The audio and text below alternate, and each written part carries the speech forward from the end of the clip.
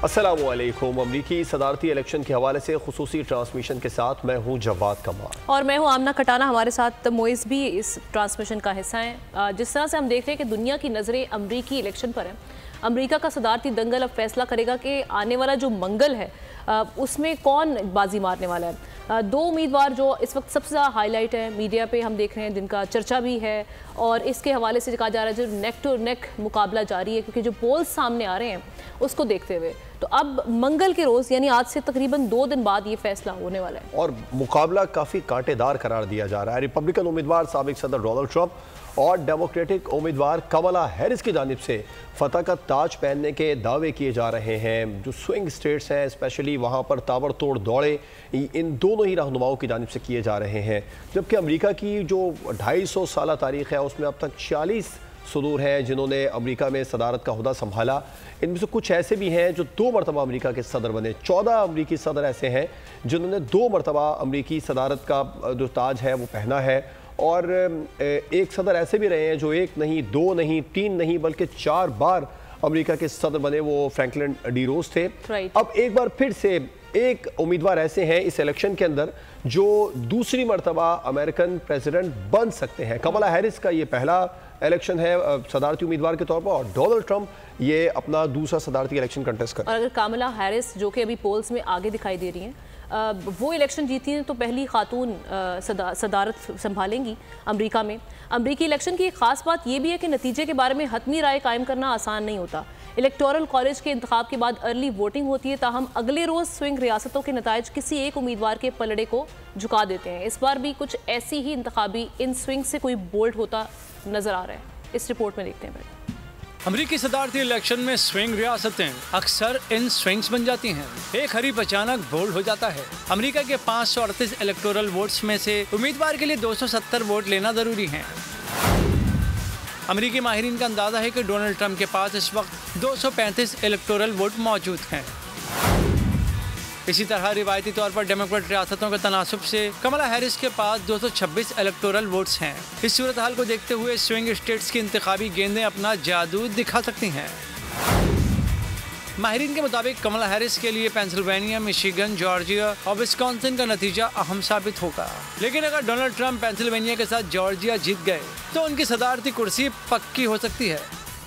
तो मेहमानों का तारुफ करवा देते हैं। इस वक्त तलत वजारत इंटरनेशनल रिलेशन एक्सपर्ट हमारे साथ हैं। इनके साथ साथ मलिहा लोधी साहिबा ने भी हमें ज्वाइन किया है। आपकी भी एक्सपर्टीज़ हैं इंटरनेशनल रिलेशंस पर भी।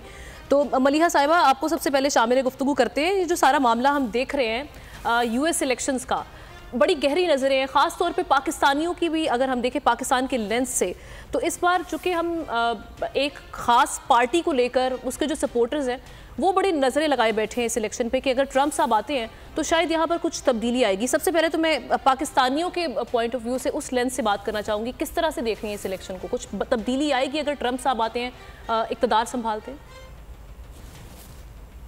देखिए, अगर ट्रंप इलेक्ट होते हैं तो जाहिर है उनके डेस्क पे पहली चीज़ तो पाकिस्तान नहीं होगी ना। ये तो बहुत ही आसान सा सवाल है जिसका बहुत ही आसान सा जवाब है।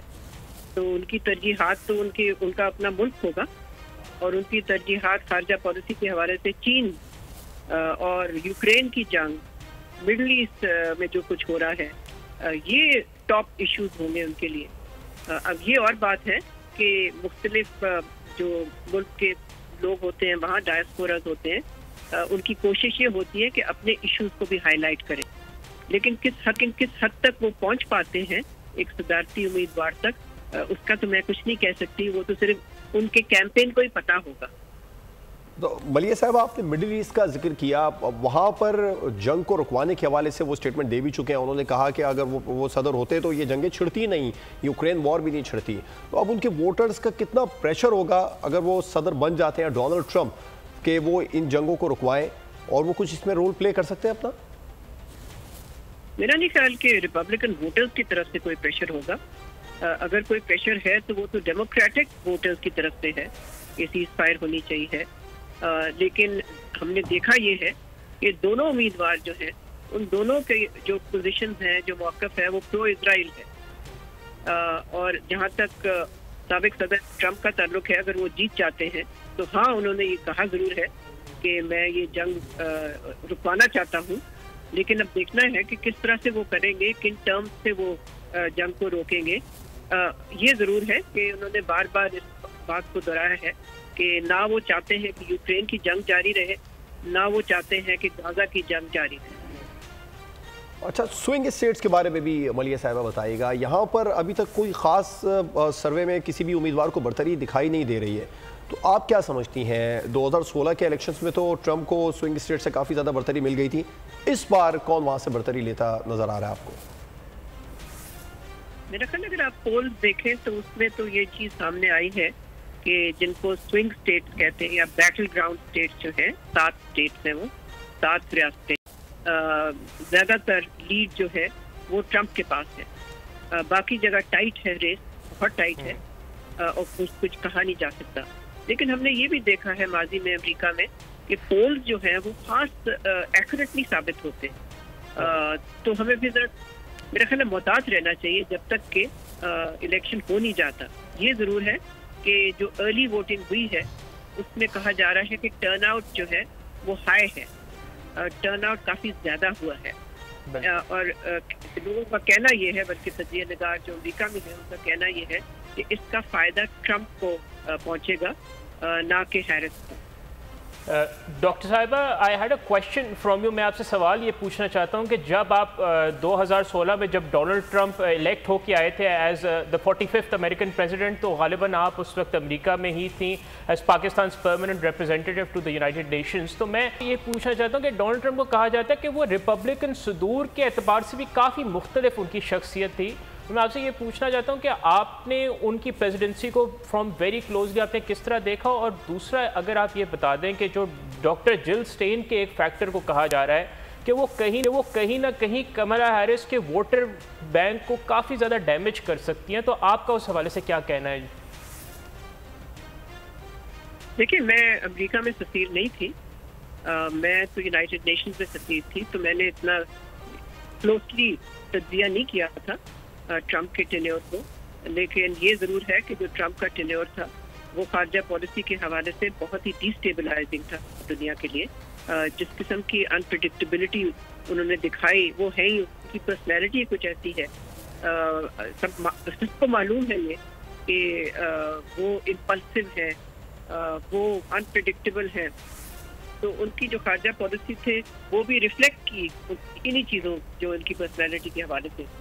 तो जहाँ तक पाकिस्तान अमेरिका के ताल्लुक थे, मैं समझती हूँ वो तो हर साल ही कमज़ोर होते गए। और फिर जब दोहा एग्रीमेंट हो गई अमेरिका और तालिबान के दरमियान और अमेरिका ने विड्रॉ किया अफगानिस्तान से, तो जाहिर है अब फिर पाकिस्तान की वो अहमियत नहीं रही अमेरिका की नज़र में। सही। मलिहा साहिबा, एक और चीज़ ये जो हम देख रहे हैं ट्रेड पॉलिसी को लेकर, दोनों जो रहनुमा हैं उनके हम देख रहे हैं बयानात, और उनकी पॉलिसी भी हमारे सामने ही है, मीडिया पर इस पर बहस भी चलती रही है। अब जो यूरोपीय यूनियन के साथ ये कह रहे हैं जी हम ट्रेड करेंगे, ट्रंप साहब कह रहे हैं ख़ास तौर पे, और उन्होंने कहा कि टैरिफ बढ़ा दिए जाएंगे, उनको भी नाराज़ करना, दूसरी जानिब चाइना की टैरिफ्स बढ़ाने की बात करना। दूसरी जानिब जो हम देख रहे हैं कि जो डेमोक्रेटिक पार्टी से कमला हैरिस हैं, उन्होंने अपनी जो पॉलिसी रखी थी, उन्होंने चाइना के साथ थोड़ी सी फ्लेक्सिबिलिटी दिखाई थी इनकी पार्टी ने। तो आप क्या समझती हैं इस पॉलिसी को देखते हुए किसका हम देख सकते हैं कि जो इलेक्शंस में आगे हमें दिखाई देगा, इसका असर इन पॉलिसीज़ का किस हद तक इम्पैक्ट होगा नताइज पर? मेरा नहीं ख्याल कि डेमोक्रेटिक एडमिनिस्ट्रेशन ने कोई फ्लेक्सिबिलिटी दिखाई थी, बल्कि दोनों जो इंतजामिया रही हैं वहाँ बाइडन और ट्रंप की, दोनों ने जिस किस्म की चाइना के साथ कॉन्फ्रंटेशन की ट्रेड पे और इश्यूज पे, मैं समझती कि उनकी पॉलिसी तो बहुत मिलती थी आपस में। इसलिए कि अमेरिका में लगता यही है कि वहाँ एक सियासी कंसेंसस है कि चाइना को कन्फ्रंट किया जाए, चाइना को कंटेन किया जाए। और जहाँ तक ट्रेड वॉर का ताल्लुक है, हाँ ये ज़रूर है कि इस वक्त ट्रंप ने जो अनाउंसमेंट की हैं कैंपेन के दौरान, जिसमें कि उन्होंने कहा है, जैसे आपने भी उसको याद किया कि वो टैरिफ बढ़ाएंगे चाइना पे, उन्होंने बल्कि कहा है कि 20% मैं बढ़ाऊंगा। लेकिन देखना अब ये कि एक दफ़ा अगर वो इलेक्ट हो जाते हैं, आया वो ये करेंगे? इसलिए कि देखिए इसका नुकसान तो अमेरिकी कंज्यूमर पे भी होगा ना, बिकॉज अगर आप इम्पोर्ट महंगे कर देते हैं तो जो चीज़ें आप इम्पोर्ट करेंगे तो वो महंगी होंगी फिर अमेरिकन पब्लिक के लिए और अमेरिकन कंज्यूमर के लिए। तो ये कहना आसान है, करना मेरा ख्याल मुश्किल है। ठीक, मलिया साहिबा हमारे साथ ही रहिए। तलत वजारत साहिबा भी हमारे साथ ट्रांसमिशन में मौजूद है, उनको भी शामिल गुफ्तगू करते हैं। तलत वजारत साहिबा, इलेक्शन में अब थोड़ा ही वक्त रह गया है, आप क्या समझती हैं डोनाल्ड ट्रंप और कमला हैरिस के अलावा भी कोई उम्मीदवार है जो इन दो जमातों को टफ टाइम दे सकते हैं, या कम से कम उनका वोटर डेमोक्रेट या रिपब्लिकन किस पार्टी को डैमेज करेगा? ग्रीन पार्टी का है कैंडिडेट, लेकिन मेरा ख्याल है मुकाबला सिर्फ दो पार्टीज में ही है, एक तो रिपब्लिकन्स हैं और जी आइए, आपको मेरी आवाज नहीं आ रही है? जी जी बिल्कुल क्लियर। मैं ये कह रही हूँ कि अमेरिका का ट्रेडिशनल सिस्टम ये है कि दो ही पार्टीज होती हैं, तो इन्हीं दो में से ज़्यादा सपोर्ट अवाम की होगी। और मेरा ख्याल है कि अगर आप देखते हैं जो पिछले सर्वेस वगैरह हुए हैं तो उसके लिहाज से थोड़ी सी एज ट्रंप को हासिल थी, और अगर वो जीत जाते हैं इलेक्शन तो मैं नहीं समझती हूँ कि कोई बहुत बड़ा डेवलपमेंट होगा अमेरिका के लिए। जब मैं इन लोगों के बयानात देखती हूँ दोनों पार्टीज के, तो मुझे लगता है कि इनके जो बयानात हैं वो ज़्यादा इलेक्शन ओरिएंटेड हैं। बाद में ये क्या करेंगे, कुछ बेहतरी लाएंगे अपनी पॉलिसीज में, या कि ऐसे ही इनकी पॉलिसी होगी जो दुनिया में टेंशन और इनके अवाम के लिए महंगाई पैदा करेगी। राइट। अच्छा, एक और जो अहम मामला वो अब ये सामने आ रहा है कि जो स्विंग स्टेट्स हैं, इस पर अमेरिका में भी बहुत बात हो रही है। आप क्या समझती हैं, अभी तक के जो नताइज सामने आ रहे हैं, जो सर्वेज हैं उनकी रिपोर्ट सामने आ रही है, उनमें से 5 ऐसी रियासतें हैं जहां पर ट्रंप और 2 में कमला हैरिस को बढ़तरी हासिल है। इलेक्शन डे वाले दिन इसके नताइज तब्दील हो सकते हैं, क्योंकि हमने माजी में, इसमें ये भी ऐड ऑन कीजिएगा तलत साहिबा, कि जिस तरह से माजी में हम देखते आए हैं कि हमने पहले भी इलेक्शंस देखे हैं, इसमें हिलरी थी, वो आगे जा रही थी पोल्स में, सर्वेस में, लेकिन जिस तरह से ट्रंप साहब ने वहाँ पर मैदान मारा, और इसके अलावा एल गोर हमारे सामने उनकी एग्जाम्पल है। तो ये पोल्स के नताइज किस हद तक हम कहते हैं कि सरप्राइज कर सकते हैं, ये जो नताइज सामने आ रहे होते हैं उसके बरक्स नतीजा अगर आ जाए, इस फैक्टर को कैसे देख रही हैं? जी हाँ, मैं ये कहना चाहूँगी कि ये जो पोल्स होते हैं ये बहुत एक्यूरेट नहीं है, और एक तरह का अंदाज़ा लगाया जाता है कुछ लोगों से बात करके कि किस तरफ रुख है हवा का, लेकिन मेरा ख्याल है ये बहुत प्रिसाइज नहीं होते हैं। और जहाँ तक, और ये तो बहुत ही क्लोज इलेक्शन है, तो इसमें तो कोई भी सरप्राइज मिल सकता है, लेकिन अभी तक थोड़ी सी एज जो है वो ट्रंप को हासिल है। इसकी रीजन जी देखते हैं कि आगे चल के वो, मुझे ये इलेक्शंस जो है ये बहुत डिवाइसिव लग रहे हैं। ये अमेरिका की हिस्ट्री के शायद one of the most divisive elections में शामिल हो।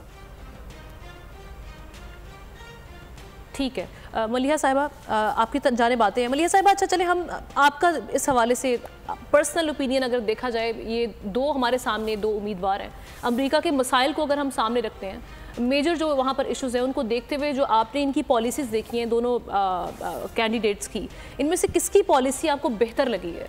अवाम के हक़ में लगी है, अमेरिका के हक़ में लगी है? किस तरह इस पॉलिसी को, और साथ फॉरेन पॉलिसी किसकी बेहतर लगी आपको? देखिए, उसकी तो फॉरेन पॉलिसी है नहीं ना, हैरिस तो वाइस प्रेसिडेंट रही है ना, उसकी तो फॉरेन पॉलिसी ना ही उसने कुछ ऐसी चीज कही है जिससे कि हमें पता चला है कि उसकी फॉरेन पॉलिसी होगी क्या।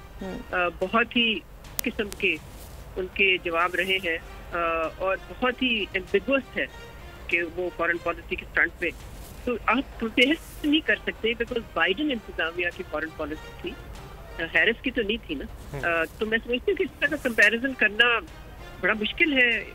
आई मीन डोमेस्टिक फ्रंट पे तो मैं समझती हूँ कि ये तो फिर आवाम की तरफ से होगा ना कि वो फैसला तो वो देंगे। मेरा व्यू होता है या नहीं होता तो वो तो मोबाइल से हमने जो देखे हैं अभी तक, उसमें हमने देखा कि कामिला को बड़ी पजीराई हासिल हुई है और उनमें जो इश्यूज को जिस तरह से एड्रेस किया गया है, आप क्या समझती हैं किसने बेहतर तरीके से एड्रेस किया? चलिए फॉरेन पॉलिसी को असाइड कर लें, बाकी पॉलिसीज देखी जाए अगर मामला अमेरिका के इश्यूज। नहीं, बिल्कुल नहीं मैं समझती हूँ कि कामला हैरिस तो बहुत ही एक कमजोर कैंडिडेट के तौर पे सामने आई है।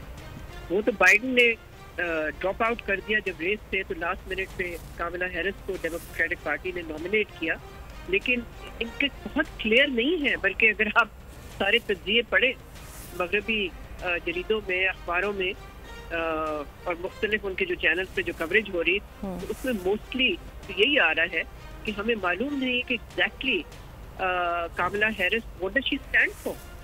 ट्रम्प का तो बहुत क्लियर है ना what he stand for, although ये बहुत ही पोलराइजिंग फिगर है, इसमें तो कोई शुबा नहीं, अनप्रेडिक्टेबल है, इंपल्सिव है, एंड यानी कि माजी में बहुत ही उनका एक डिस्ट्रक्टिव रोल रहा है, इसमें भी कोई शुबा नहीं है। लेकिन कामला हैरिस का मेरा ख्याल है कोई इतना क्लियर कट मुझे तो नहीं नजर आता कि कोई बड़ी क्लियर कट पॉलिसी आइडेंटिफाई उन्होंने किया हो। अच्छा, एक और रिपोर्ट्स भी सामने आ रही हैं, वो ये कि माजी के बरक्स अमेरिका में इलेक्शन के जो नताइज है वो बड़े पुरअमन तौर पर तस्लीम कर लिए जाते हैं, लेकिन इस बार इस खदशे का इजहार किया जा रहा है कि जलाओ, घेराव, तोड़ फोड़ और पुरतशद्दुद वाक़यात रूनुमा हो सकते हैं इंतखाबात के बाद। ऐसा आपको भी लगता है? हाँ, इसका खदशा जरूर है, देयर इज अ डेंजर, और मेरा ख्याल है डेंजर और खतरा ज्यादा होगा अगर हैरिस जीतती है एक नैरो मार्जिन से। अगर वो नैरो मार्जिन से जीतती है तो उसमें तो फिर ये काफी खदशा होगा गड़बड़ होने का, इसलिए कि वो इलेक्शन रिजल्ट जो है वो चैलेंज होंगे। उनको जाहिर है ट्रम्प और उसके सपोर्टर्स कहेंगे कि ये तो फ्रॉड हुआ है, और फिर शायद एक कंट्रोवर्सी खड़ी हो जाए सर्टिफिकेशन की भी कि वो रिजल्ट आया सर्टिफाई हो सकेंगे या नहीं हो सकेंगे। तो मैं समझती हूँ उसमें वाकई एक कंफ्यूजन का शिकार हो सकता है सारा ये प्रोसेस अगर हैरिस जीतती है एक नैरो मार्जिन से। लेकिन अगर हैरिस जीतती है यानी कि स्विंग स्टेट ले जाती है, लेट्स से कि आधे से ज्यादा स्विंग स्टेट को ले जाती है, बैटल ग्राउंड स्टेट, और उसकी जो विक्ट्री होती है वो डिसाइसिव होती है, फिर मेरा ख्याल है उसको चैलेंज करना मुश्किल होगा। ये नहीं, वो नामुमकिन नहीं होगा, मगर उसमें फिर मेरा ख्याल है इतना ज्यादा क्या कहते हैं उस चैलेंज में इतना दम नहीं होगा। ठीक है, हामिद खान अल-मशरिकी साहब ने भी हमें ज्वाइन किया है। सर बहुत शुक्रिया वक्त देने के लिए। ये जो अभी हम यूएस इलेक्शंस पे हम बात कर रहे हैं, अर्ली वोटिंग के मामला भी हमारे सामने आ रहे हैं, इसमें एक टर्न आउट ज़्यादा होने की रीज़न आप क्या समझते हैं? चूँकि अभी हम मलिहा साहिबा से बात कर रहे थे, वो भी यही कह रही हैं कि टर्न आउट ज़्यादा हुआ अर्ली वोटिंग में, which is a good sign, लेकिन ये किसके हक में जाएगा? और दूसरी चीज़ ये कि यूएस इलेक्शन में अगर पॉलिसीज़ को देखा जाए एज अ होल, दोनों कैंडिडेट्स कामिला हैरिस और दूसरी जाने पे डोनाल्ड ट्रंप हैं, किसकी पॉलिसी आप समझते हैं बेहतर है? बहुत शुक्रिया। देखिए, जहाँ तक टर्न आउट जो है वो ज़्यादा होने की बात है प्री पोलिंग में, तो उसके अंदर जो सबसे इम्पोर्टेंट चीज़ ये है कि हिलरी क्लिंटन और जब ट्रंप का मुकाबला था तो उस वक्त जो टर्न आउट हुआ था उसके अंदर ट्रंप के जो वोट्स थे वो बड़े कम थे as compare to Hillary Clinton, और वही वोटों का फ़र्क बना था। लेकिन वहाँ पर अब ट्रंप ने बहुत ज़्यादा इसके ऊपर कैंपेन की थी अर्ली वोटिंग के ऊपर, और उस अर्ली वोटिंग का फ़ायदा ये होता है कि अब आपने देखें कि सर्वेज वगैरह जो हैं उनका टर्न या उनका टिल्ट जो है वो ज़्यादा ट्रंप की तरफ जा रहा है। और एक और चीज़ जो है वो बड़ी इंपॉर्टेंट है, मैं मलिहा साहिबा I mean she is a very senior diplomat, लेकिन मैं नहीं समझता कि कमला हैरिस की कोई फॉरेन पॉलिसी नहीं है। शी हैज़ वर्क विद जो बाइडन फॉर 4 years, तो उसका मतलब ये हुआ कि वो उस जो बाइडन की जो फॉरेन पॉलिसी है उसको एंडोर्स करती हैं बहैसियत वाइस प्रेसिडेंट। इसका मतलब ये है कि वो वही पॉलिसी पे यकीन रखती हैं और फॉलो करेंगी, और इसीलिए इसराइल और फ़लस्तीन के हवाले से उनको सवालों का सामना करना पड़ रहा है कि जी वो उस सीज फायर को रोकने में नाकाम रही हैं जो बाइडन इंतजामिया का काम है। जो बाइडन खाली तो नहीं है, एक इंतजामिया, एक एडमिनिस्ट्रेशन होती है जो पॉलिसी को ड्राइव करती है। दूसरी बात यह है कि ट्रंप की जो पॉलिसी है, फॉरेन पॉलिसी है, वो ज़्यादातर मेगा के ऊपर बेस कर रही है। जो उन्होंने नारा लगाया है कि make America great again, mega. तो इस पॉलिसी के अंदर उन्होंने जो सबसे ज़्यादा चीज़ एम्फेसाइज की है कि हम अमेरिका को जंगों से बाहर लाएंगे, चाहे वो यूक्रेन की जंग हो, जिसके अंदर ट्रंप का ख्याल है कि अमेरिका के रिसोर्सेज और अमेरिका के टैक्स पेयर का पैसा यूरोप को डिफेंड करने में खर्च हो रहा है। और वो ट्रंप जो हैं वो यकीन रखते हैं कि अगर वो सदर होते तो शायद ये जंग ना होती या इतनी लंबी ना होती यूक्रेन की जंग तक। दूसरी बात ये है कि इसराइल के हवाले से मैं समझता हूँ कि दोनों की पॉलिसी जो है वो एक जैसी है। दोनों मैक्सिमम कोशिश कर रहे हैं कि यहूदी लॉबी का मैक्सिमम वोट मिले। दूसरी जानिब ट्रंप ने देखा, आपने वो मस्जिदों में भी गए हैं, उन्होंने कुछ इमाम की भी हमायत हासिल की है। मकसद ये है कि बहरहाल उनको एक एडवांटेज है और वो ये है कि वो बार बार ये कहते हैं कि जी मैं अगर होता तो इतना कुछ ना होता। तो वो जो जिसको कहते हैं कि एजम्पशन के ऊपर बहरहाल एडवांटेज है सदर ट्रंप को। मेरा ज़ाती ख्याल ये है कि वोटर्स के लिए स्विंग स्टेट्स में पेंसिल्वेनिया जो है ना वो सबसे ज़्यादा अहमियत इख्तियार कर गई है, क्योंकि उस वोट्स हैं वो डिसाइसिव होंगे। और अमेरिका की तारीख में ये पहला मौका है कि पूरे अमेरिका की 50 से ज़ायद रियासतें जो हैं वो एक स्टेट के ऊपर सारा कुछ एम्फेसाइज हो रहा है। यानी कि आप समझें कि एक स्टेट के लोग पूरे अमेरिका की 52 रियासतों की किस्मत का फैसला करेंगे। यहाँ पर एक चीज़ मैं और बताता चलूँ, अभी आप बात कर रही थी कि अगर रिजल्ट चैलेंज होंगे, तो मेरा ख्याल ये कि ट्रंप किसी भी हालत में हारे, चाहे वो 2 छोटे मार्जिन से हारें या बड़े मार्जिन से हारें, वो ये बात वाज़े तौर पर बता चुके हैं कि वो इसको चैलेंज करेंगे और ना सिर्फ लोअर कोर्ट्स में बल्कि सुप्रीम कोर्ट तक जाएंगे। हमारे सामने एल गोर और वो जो है वो हमारे सामने है कि कितना बड़ी कंट्रोवर्सी खड़ी हुई। मेरा ज़ाती ख्याल है कि जो यंगस्टर है जो अमेरिका, मैं अभी 3 हफ्ते पहले यूनाइटेड स्टेट्स में था, UNGA में था, तो मैंने यहाँ पे जो यंगस्टर्स की पल्स फील की वो ये कि वो भी अमेरिकन सिस्टम के अंदर करप्शन को बहुत बड़ा मसला समझते हैं। वो समझते हैं कि वहाँ पर भी जो जॉब के हवाले से, जो दूसरे हवाले से बहुत सारे मामला हैं जो लोकल पब्लिक के बड़े कंसर्न। ट्रांसमिशन का खुसूसी ट्रांसमिशन का सिलसिला बोल न्यूज़ की स्क्रीन पर जारी है। अमरीकी सदारती इलेक्शन के हवाले से खुसूसी ट्रांसमिशन में आपको खुशामदीद कहेंगे। अमेरिका में इलेक्शन की गहमा गहमी है, पाकिस्तानी कम्युनिटी किसको सपोर्ट कर रही है? नुमाइंदा बोल न्यूज़ रुमैल खुदूस से इस बारे में तफसीलात जान लेते हैं, जो कैलिफोर्निया में मौजूद है। जी रुमैल। सपोर्ट करता हूँ। The reason I was doing that because economy के लिए वो अच्छा है। जैसे इकॉनमी के लिए वो बेहतरी करेगा, देन उसके लिहाज से अपना अमेरिका के लिए चीज़ें अच्छी होंगी और वो अच्छी इतनी पॉलिसीज़ लेके आएगा। मैं ग्रीन पार्टी को सपोर्ट इसलिए कर रही हूँ बिकॉज एक वाहिद तंजीम, एक वाहिद वही है जो मुसलमानों के लिए बोल रही है।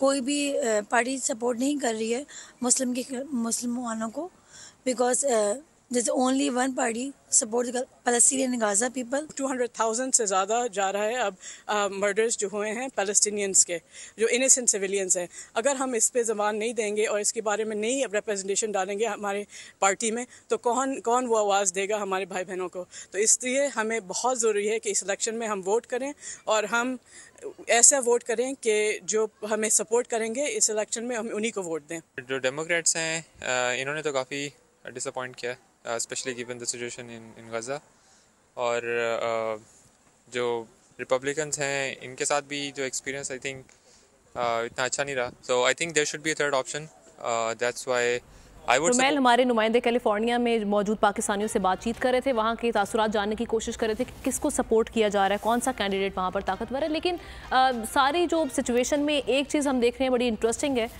कामला हैरिस जो कि पोल्स के मुताबिक इस वक्त आगे जा रही हैं, एक खातून हैं और अगर ये इलेक्शन जीती हैं तो पहली खातून जो होंगी वो प्रेसिडेंसी संभालेंगी।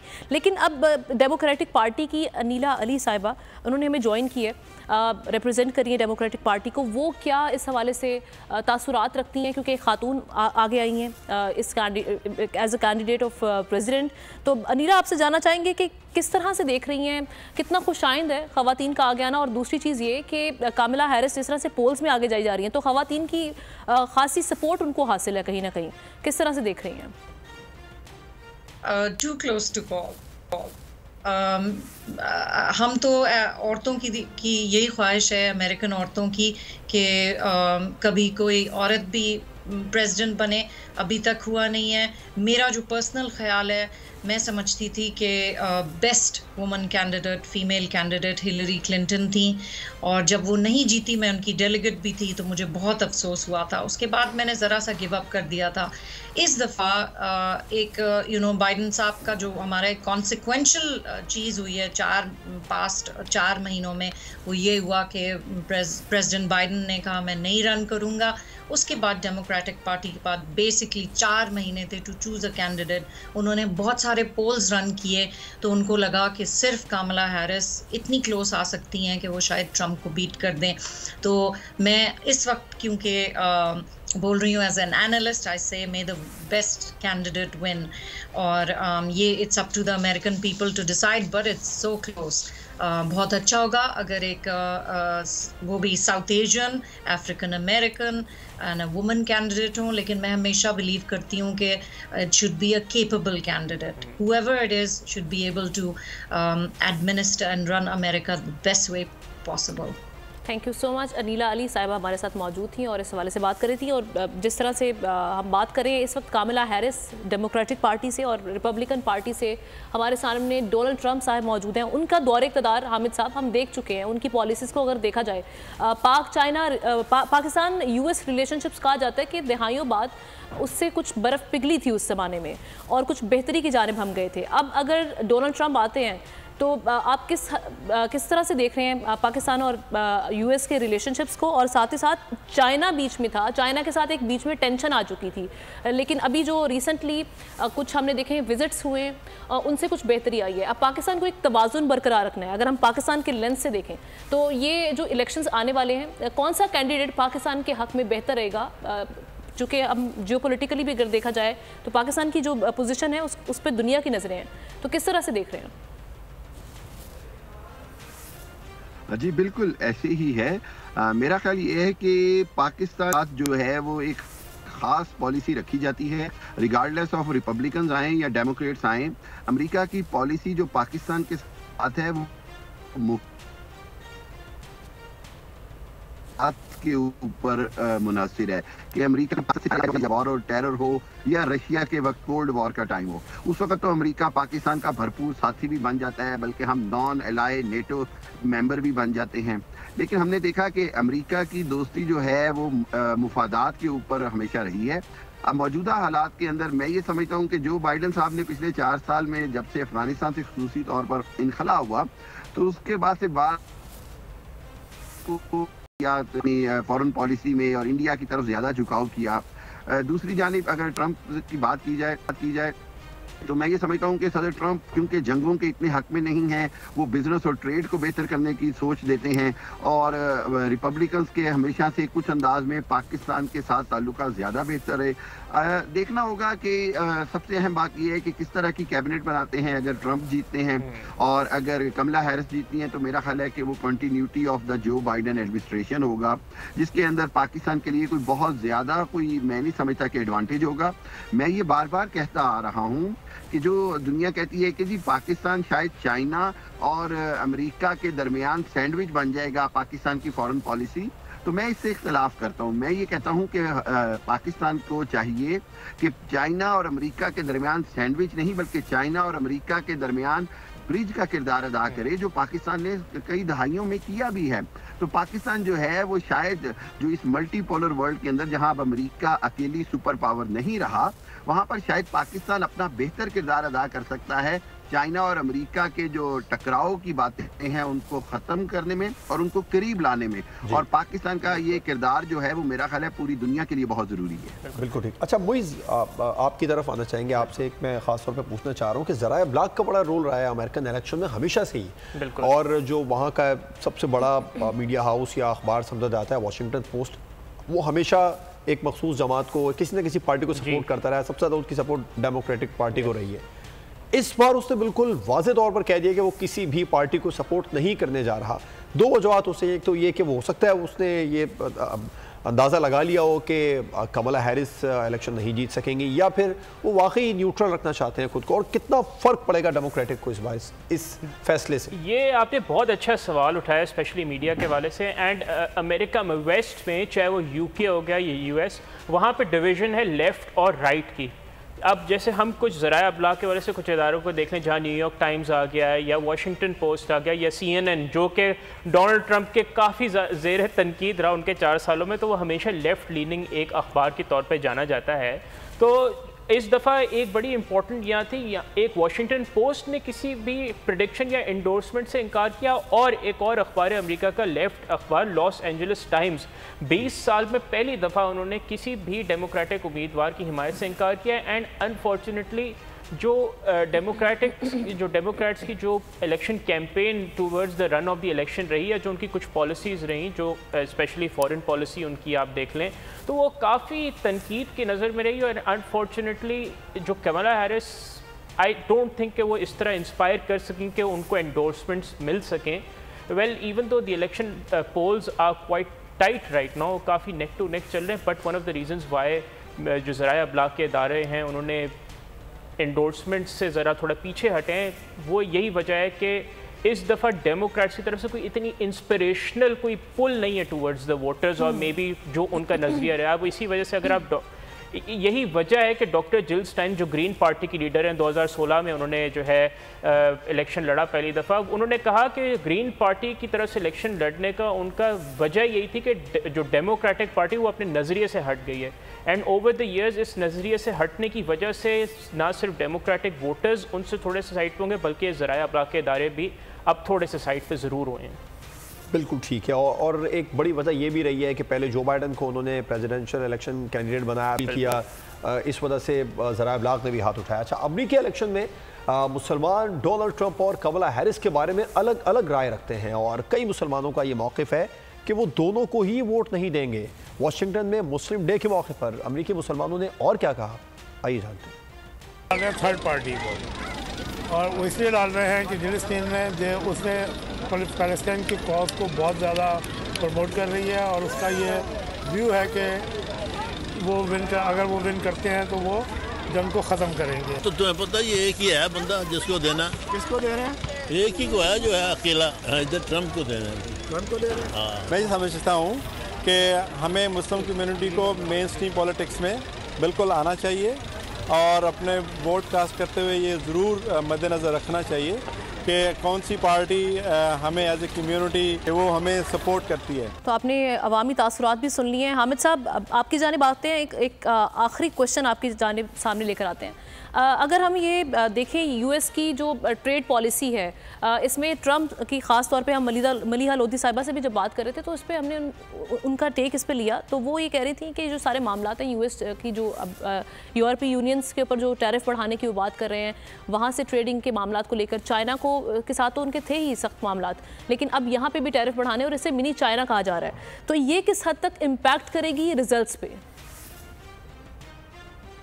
जी देखिए, बात ये है कि ट्रंप का, जिस तरह मैंने पहले कहा कि उनकी सारी अप्रोच जो है वो कैपिटलिज्म पर है, और वो फाइनेंशियल जो है ना वो रिफॉर्म्स की तरफ जाना। मैं ये समझता हूँ कि एक बात बड़ी हमें समझनी पड़ेगी, और वो ये कि ट्रंप इस बात के ऊपर अपने आवाम से वोट ले रहे हैं कि दुनिया को अमेरिका ज्यादा देता है, और दुनिया रिटर्न में अमेरिका को बहुत है, चाहे वो बिजनेस के हवाले से हो, चाहे वो डिफेंस के हवाले से हो, या चाहे वो फॉरेन पॉलिसी के हवाले से हो। तो जो सफेद प्रस्त जो हैं अमेरिकी, उनके लिए ये बड़ी अट्रैक्टिव बात लगती है कि जी हमें जो है वो शायद ज्यादा आपसे मदद करेंगे। आपका शुक्रिया अदा करते हैं। हामिद खान साहब हमारे साथ मौजूद थे। यूएस इलेक्शंस के हवाले से बातचीत का सिलसिला जारी था। इसी के साथ ट्रांसमिशन का वक्त खत्म हो जाता है। आपसे फिर मुलाकात होगी। अल्लाह हाफिज़।